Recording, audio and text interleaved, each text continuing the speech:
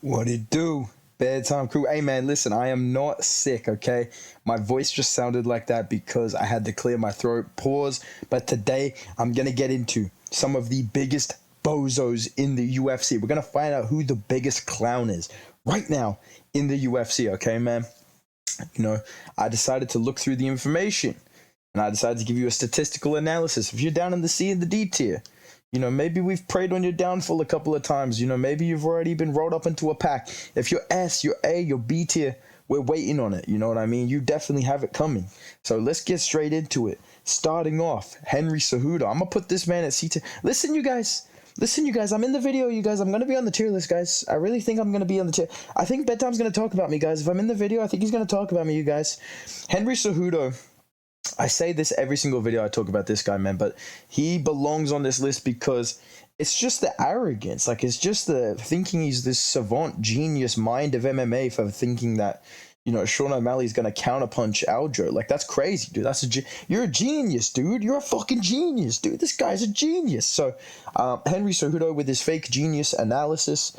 Bro just says terminology of MMA until something he says makes some sort of sense. Like, he just throws out all the terms that he knows about MMA. Not to mention his reaction videos. No, I'm just kidding. His reaction videos are fun. But yeah, dude, I just think his goofy fighting style that just doesn't make sense at all with his skills. His overly, explained analysis of fights, the way that he acts like he's this genius. All of this stuff, man, he belongs in the C tier, okay? But he lost to Aljo, McGregor got him pretty good.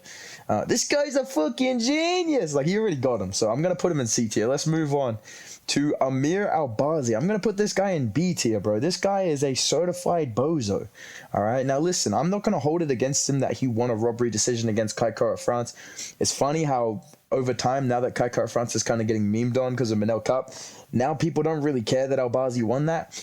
It happens with every robbery, dude. It happens with every sort of close fight. At first, it's like, oh my God, this is a fucking robbery. And then enough time passes and people, without a doubt, it doesn't matter what the fight is, the guy could clearly have lost. 2 months later, you know what, I actually think he won. I rewatched it, I think he won.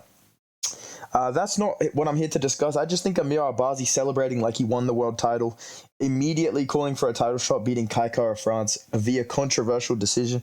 Even if you think you won, which is, obviously he did, right? He fought the fight. Obviously, he's going to see what he did right. He did good.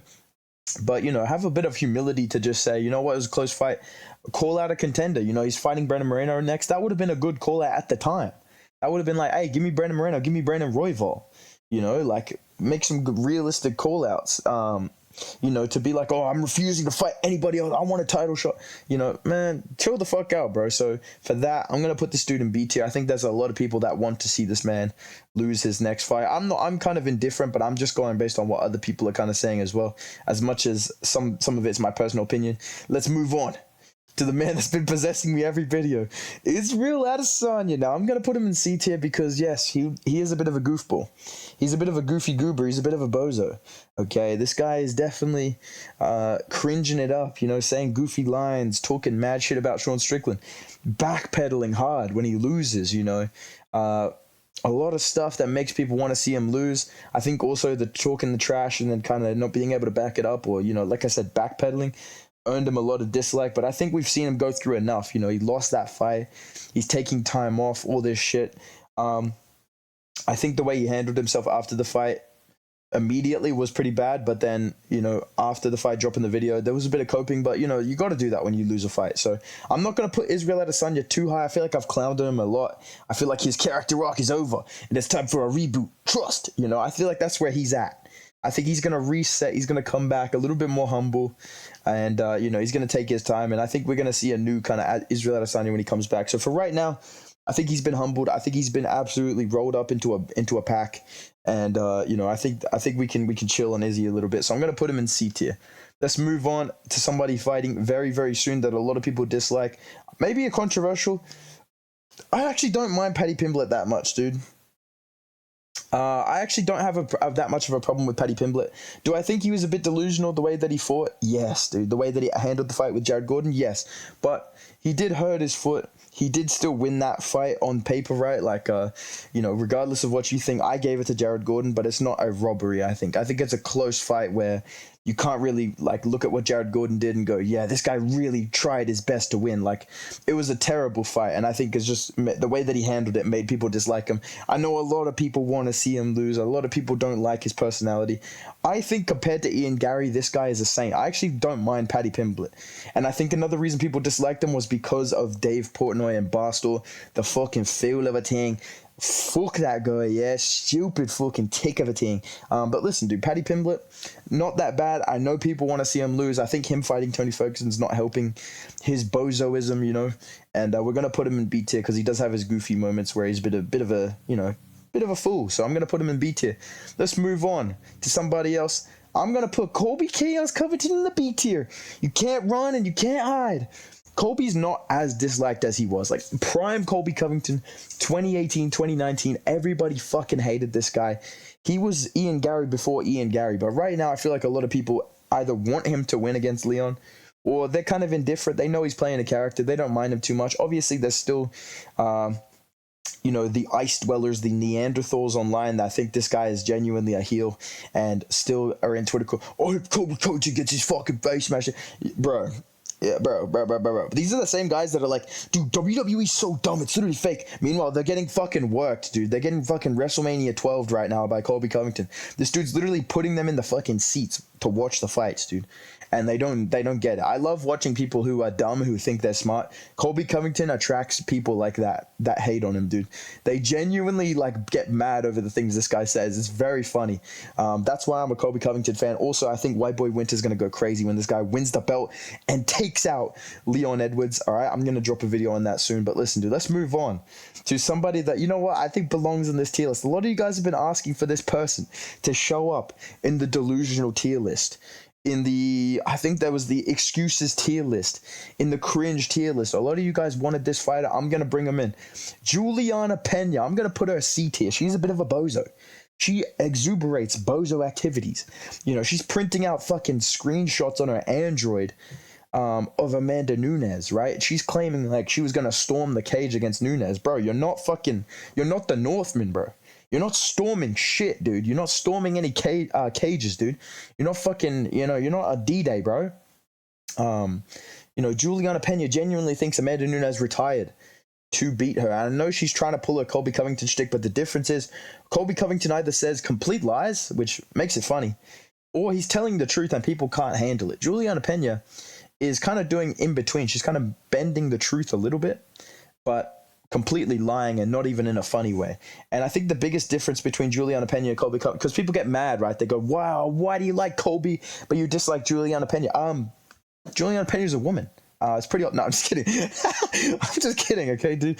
Let's move on, though, to somebody that I genuinely think deserves more hate. And I know it's going to be hard to believe when I put him on the screen. I think this guy deserves more fucking hate. He doesn't get enough, dude, all right?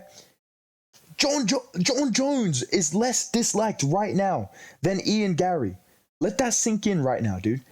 People are more wanting to see Jon Jones win than they want to see Ian Garry lose. Like, that's actually crazy that there is more people out right now dropping videos like, yo, fuck Ian Garry, than they are on Jon Jones. Did you guys see the fucking DUI videos and shit? That was last year. This guy literally got arrested on some fucking Scarface type shit, dude. And I see edits of this guy like he's a badass. Like, dude, he's a fucking... I'm going to say what the crimes that he did. I don't want to say it, but you know what he did. You know what you did. You're a scumbag, dude. You're a fucking dirtbag, dude. You know what you fucking did. I had to channel some Poirier there. But listen, Jon Jones is a grade A bozo. I can't wait to see this fucking clown get slept by somebody. Or, even seeing him get injured. You know what? I don't give a fuck, dude. This guy's a terrible human being. He is the dictionary definition of a fucking bozo, dude. This guy's a clown. He tries to act like people don't see through what he's doing. He tries to hide behind Christianity. Fuck Jon Jones, man. Dead ass, bro. And people are like, oh, you wouldn't say this shit to his face. No, I fucking wouldn't, because he's a psycho, bro. Like what the fuck? I can still say it now. I'm hiding behind the screen for a reason, dude. I can say whatever the fuck I want, dude. And, bro, if you live your life like, oh, you would never say that to their face, bro.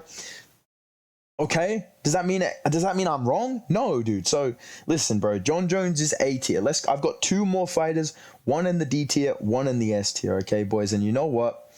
I'm going to chuck in Anthony Smith at the D tier. I know that this is controversial. I'm going to defend Anthony Smith against the bozo allegations, the clown accusations. All right. I know that we've seen this guy with the white face paint, with the red nose, with the big goofy shoes on, pulling some absolute tomfoolery, some clownery, talking about, oh, on paper, Jon's not really that good. You know, you take away his coaches, he's not really a good fighter. This guy is a certified bozo at times. But you know what? At the end of the day, Anthony Smith is a good guy. He does claim to be a genius like Henry Cejudo. Okay. So he maybe he can go C tier. But listen, dude, he's not as bad as Cejudo.